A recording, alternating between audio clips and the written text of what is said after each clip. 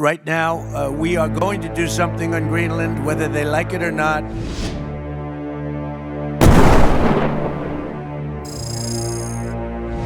If you're watching this, we don't like you. Don't come to Greenland. Don't buy Greenland. It's not for sale. It's not for sale.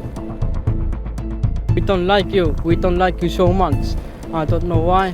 Because Greenland is not for sale. Remember.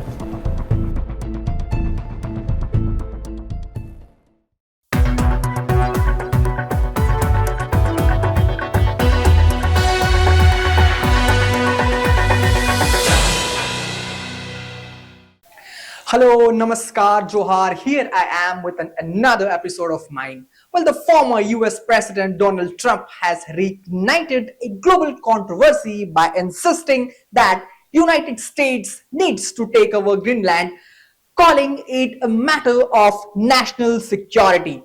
Well, is this a bold strategic vision for American future or a dangerous challenge for international law?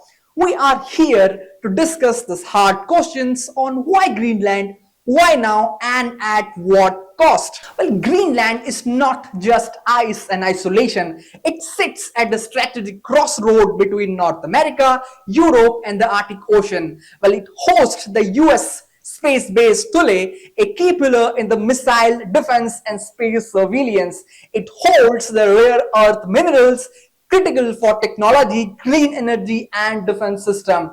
And as Arctic ice melts, new shipping routes and resources are opening up, drawing attention from China and Russia.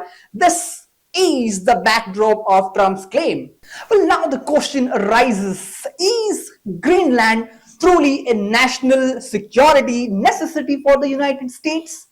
Well, from a strategic perspective, Greenland matters immensely. Well, the Arctic is becoming the next geopolitical background. Whoever control or access control, influence military, economic, and technological. Well, the Trump's argument reflects a real concern. If US does not secure its position, rivals will. But can a national security justify taking over another territory? Well, absolutely not. Greenland is an autonomous territory under Denmark. International law is clearly territorial sovereignty and it cannot be overridden by strategic interest. Well, Greenland is not for sale. It cannot be seized. While the Trump's claim may be politically provocative, but legally it has no standing. Well, now the question arises, what about Greenland? What about Greenland itself? Well, that is the most overlooked part in this topic.